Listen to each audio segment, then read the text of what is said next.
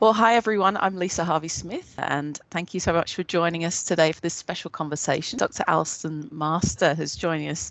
She's director of the Identity and Academic Motivation Lab at the University of Houston, where she studies students' identity, how they view themselves and their social groups, and how that affects their motivation in school, from preschool right up to university through all education levels. So, Allison, thank you so much for joining us today.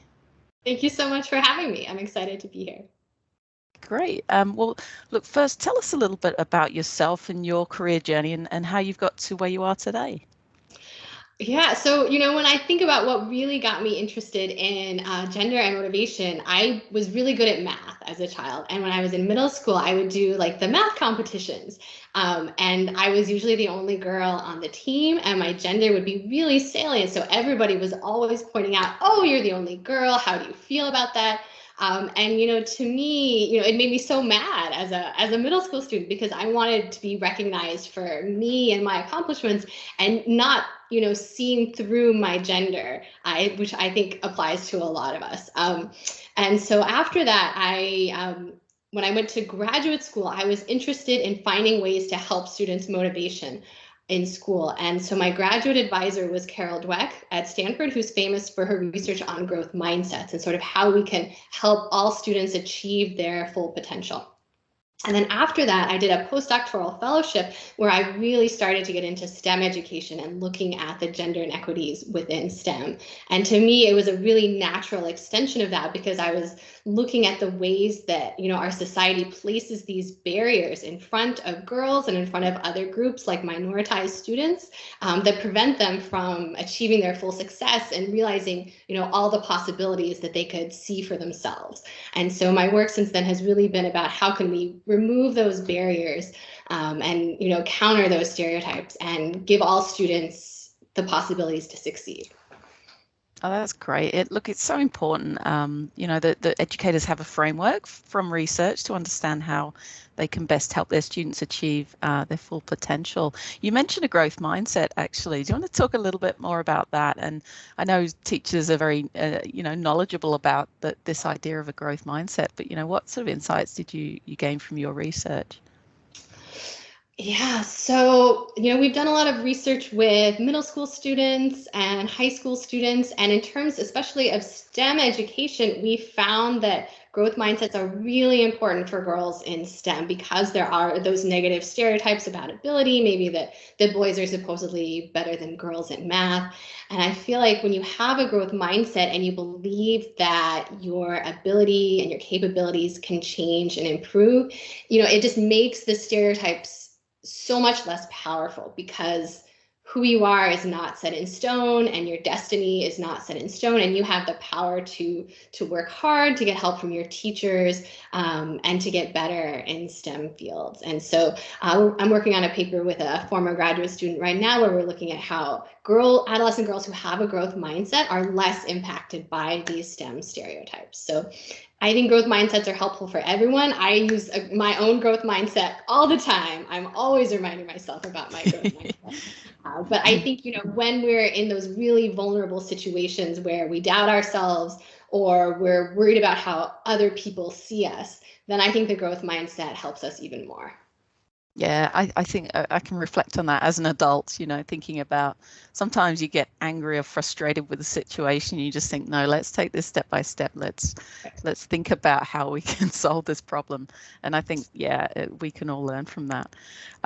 Look, your research really encompasses, I guess if you wanted to put it in a nutshell, you would talk about stereotypes and the effect of stereotypes on young people in education and STEM.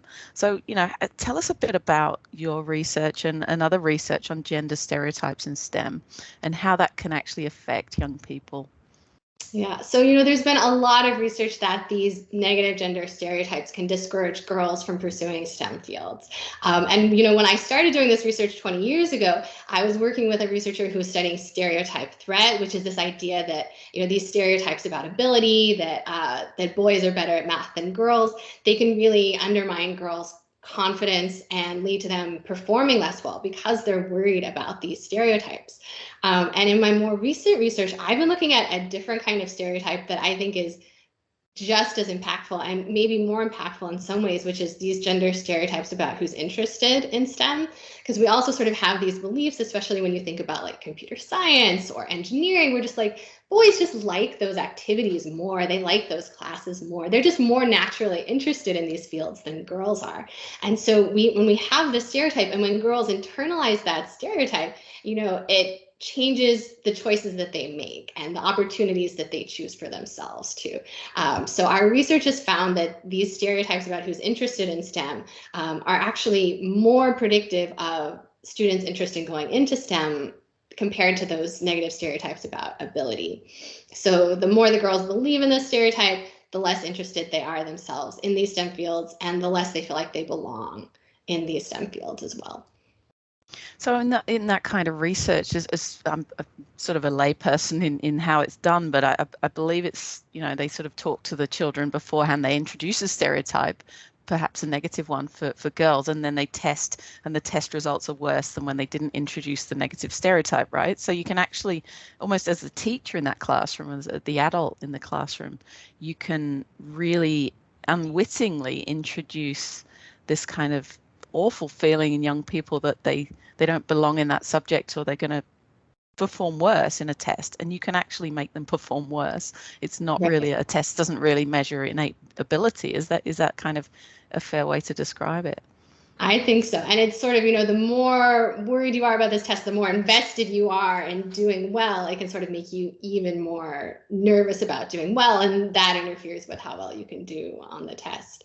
And, the way that these stereotypes come up, they're so insidious that like they can be really, really subtle. And so examine, for example, saying something like girls are just as good as boys at math is still reinforcing the stereotype, because it's saying that, you might think that there's a difference, and what we're doing is that boys are the standard and we're comparing girls to boys. So something like that. And even just, the ways that we highlight gender in classrooms, where we're like girls over here, boys over here, we're telling kids that gender matters in the classroom.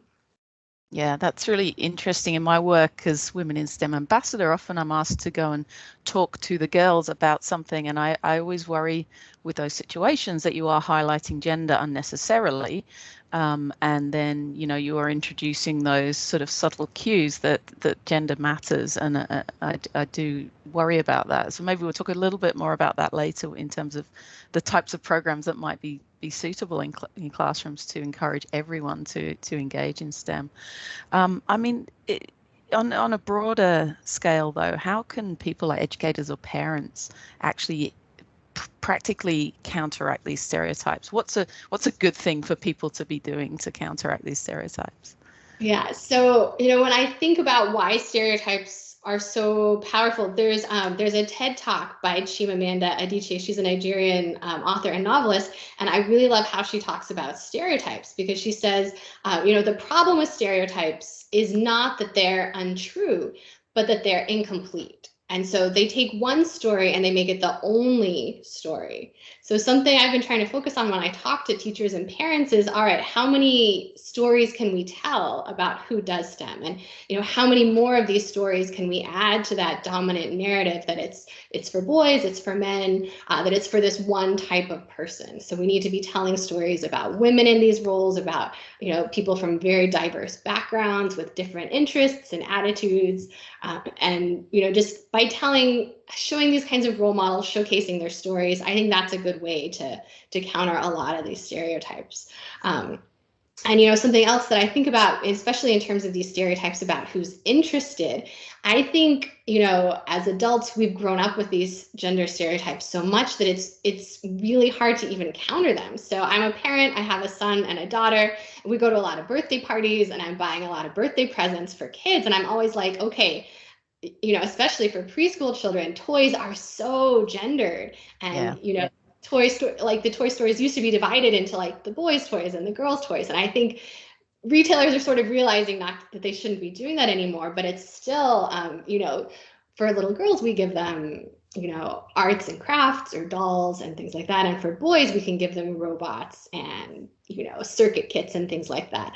So it's hard for me as a parent, to counter the stereotypes in the gifts that I buy for other kids, but I try with my own kids of, when we're signing up for summer camps, I try to not stereotype what I expect them to be interested in, but, offer them both opportunities to, to sign up for coding camp or for these after school programs, to really give all the opportunities to all of the children so that we're not limiting their opportunities by the expectations and the assumptions that we make about what we think they're going to like and going to enjoy.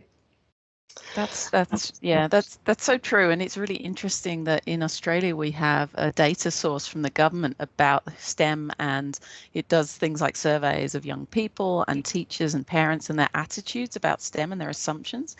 And it sort of rung true what you said there. In Australia,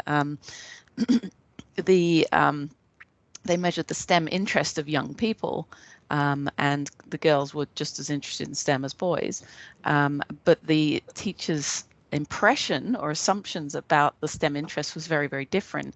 So the teachers thought the girls were a lot less interested than they actually were. So, that as adults, we've got to stop putting our feelings and our thoughts and assumptions on children. We've got to let them blossom. And that's really... I don't know what is wrong with adults, but we I don't know, we gather some funny thoughts throughout our lives, and we've got to stop putting those on young people, I think. So very interesting. Just for the educators watching as well, we do have a pre-program called Future You Australia, and the website is futureyouaustralia.com.au, and we do show a broad range of STEM role models, so young people can actually see those people in the roles, and we explain very carefully the career paths as well. So that's just one way that people can access that kind of information and show that anyone can be in STEM, and there are many different pathways, not just universities, but vocational training and that kind of thing too. So from STEM stereotypes to early childhood, something interesting, I've read one of your papers recently. You did a study on computational thinking and gender. It's particularly in early childhood education. So can you tell us a bit about that? What is computational thinking, firstly, and why is it really important? And what did your study find? Yeah. So, first I want to say computational thinking, it sounds very fancy and complicated, but it's really very simple. And it involves a lot of things that early childhood educators are already doing with their students, and they're just not labeling it as computational thinking. So some of it involves like the ideas and the concepts behind computer science, but that's just things like making patterns. And preschool teachers and kindergarten teachers, they're talking about patterns with young children all the time, or thinking abstractly. And then so those kinds of ideas and concepts are part of it, and then also like just these processes of like things that we do, like tinkering and creating, which is absolutely a normal part of early childhood education, and things like collaborating and persevering, great things that we want kids to be doing anyway. And then also like debugging, which is where you're just sort of figuring out where you went wrong and fixing that problem. So these are really easy things for teachers to realize what they're already doing, and then just by labeling that, they can sort of emphasize it to children more. But so what our study looked at was how interested children were and how capable they felt when it came to part of computational thinking, which is learning how to code. And so for me, the best thing about what we found was what we did not find, which was we found no gender differences. So this was with students in grades 1 through 3 in the US, so about ages 6 through 8. And we didn't find any differences for these children in how interested they were in coding or how good they thought they were at coding. And this was in a school district where all the kids were doing coding through their library classes. So they were doing, maybe an hour of code through code.org here in the US, or just, some kinds of simple things like Scratch or Scratch Junior, those kinds of things. And so what I think is so great about it is that, definitely later on after children develop, these gender differences show up and they get big. So in the US, by the time they get to college, I think only about 20% of computer science majors are women. So this gender difference shows up along the way, but in early childhood, it's not there yet. These children, they're not paying attention to the gender stereotypes, and they believe in themselves. So I think, one of the implications of that is how important it really is to get children involved in all kinds of STEM activities from an early age so that they're having fun with these activities and that they know what computer science and engineering, what that means, what it involves, and all the fun ways that teachers can do that in their classrooms, even with young children. Yeah, it's a great message that we sort of reinforce here in Australia a lot, because we found in our data that at year 12, so 16, 17, 18 years old, that kind of age, it's the students who choose maths and science, there's pretty much a gender balance now in Australia, and certainly people doing degrees, more women than men do science degrees. So it's very much not the area we need to focus on. It's computing and it's engineering. The curriculum doesn't mention a lot about engineering in particular. It doesn't name it, as you said with computational thinking, that we don't really have the vocabulary to describe this stuff. We might be doing it, but it's really good to I talk to teachers a lot about naming engineering, and when a child is maybe creating a model or designing something, say, hey, you're an engineer, so to actually give them that sort of knowledge and that understanding. So I think the STEM acronym kind of hides a bit of nuance, doesn't it, within the subjects. So what's your sort of feelings and thoughts on why the engineering and computational sciences are so difficult to shift when we've got this sort of a bit of an easier ride with maths and science? Yeah, and we definitely have the same situation in the United States with math and science. I think in biology majors, women are overrepresented, in health and pre-medicine here as well. And when we measure gender stereotypes among adolescents here, we actually find that their math stereotypes favor girls. So they think girls are better and more interested in math compared to boys. So we're finding, definitely gender parity or stereotypes favoring girls for math and science, but computer science and engineering look so different, so strongly these male stereotypes in those domains. And so one of the things that I think is really different is that in elementary school, middle school, high school, kids are taking math and science classes all the time. So they're constantly having those experiences. And girls, they do really well in school, that they typically get higher grades in math and science classes than boys in a lot of, this K through 12 education. So I think students are sitting in those math and science classrooms, they're looking around and they're seeing girls be really successful at those subjects. But in contrast, they're not taking computer science classes for the most part. They're not taking engineering classes. And so they just don't have those same opportunities to see girls being successful and enjoying those subjects. So I think the lack of experience that they have is a really big factor. And we actually have a paper that just got accepted at the Journal of Developmental Psychology, and we tracked kids' gender stereotypes in 4 different STEM fields across the calendar year. And this is kids in elementary school and middle school. And what we found was that in almost all the cases, their stereotypes changed to favor girls more and more over that year. And so what we think is going on is that they're in these classrooms and they're looking around and they're seeing girls succeeding. So does that mean in the curriculum we need to sort of spend a bit more time talking and thinking about maybe the interaction between computer science and other subjects and engineering and other subjects? I mean, what's the solution for this, do you think? Yeah, I mean, I think that incorporating computer science and engineering education into elementary school in a way that's mandatory for everybody, I think is really, really important and would be really helpful, because this is the age before those stereotypes have really taken root and before they really start to affect girls' choices. And so that's the key time when we can give girls these positive experiences so they can, develop that self-concept of seeing themselves as successful in that field and as belonging when they do those kinds of activities.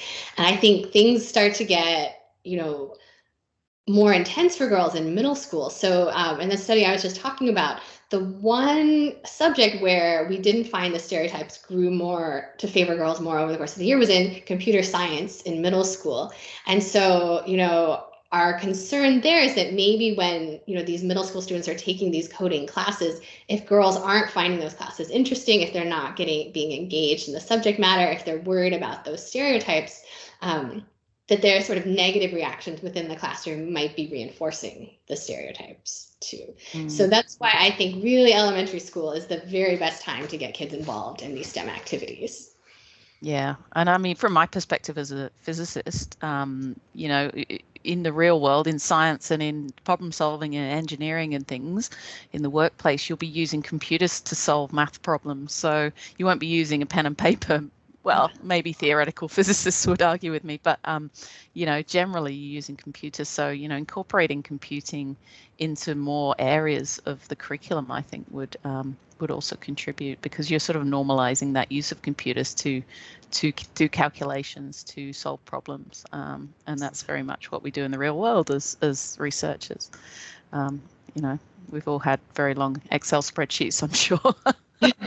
As well as other coding ways of coding. So look, we're nearly running out of time, but I just wanted to go back to solutions and ask you about any more tips for educators or teachers. What would a good STEM classroom look like that's really inclusive for all students, or a STEM program in a school? So what are some of your ideas? Yeah, well, I think making it mandatory for everyone is really important, because for some of our studies with middle school students, they notice when girls are underrepresented in like elective computer science classes, and that to them is a sign that they don't belong and that they're not going to like that class either. So we've been looking at how girls being underrepresented sort of reinforces those stereotypes and makes it harder to counteract them. So, making these programs for everyone. So, STEM for everyone, I think is really, really important. And so I think getting all of those kids doing those kinds of experiences early, here in the US, Hour of Code is great, Scratch Junior is great. There's just so many fun ways and programs to get kids doing these kinds of activities early on. And, I mentioned also the growth mindsets earlier, and I think making growth mindsets really clear in that classroom environment matters a lot, so that girls know that it's okay to make mistakes. And that doesn't mean that you don't belong, that it's sort of, when you think about computer science and engineering, making mistakes is a normal part of the process. And then it's great. It's essential. It's essential. It's how you figure things out, right? So I think we need to normalize making mistakes. And I think that also is really important, especially for girls who, a lot of girls have that tendency to want to be perfect, to not make mistakes, to seek approval from others and from their teachers. So I think teachers need to send really clear messages about, valuing taking risks and experimenting and, pushing the boundaries of what kids can do. That's great. Look, Dr. Allison Master, thank you so much for joining me today. For teachers or others watching online, please visit the link so you can look at more information. Thanks very much. Thanks so much for having me.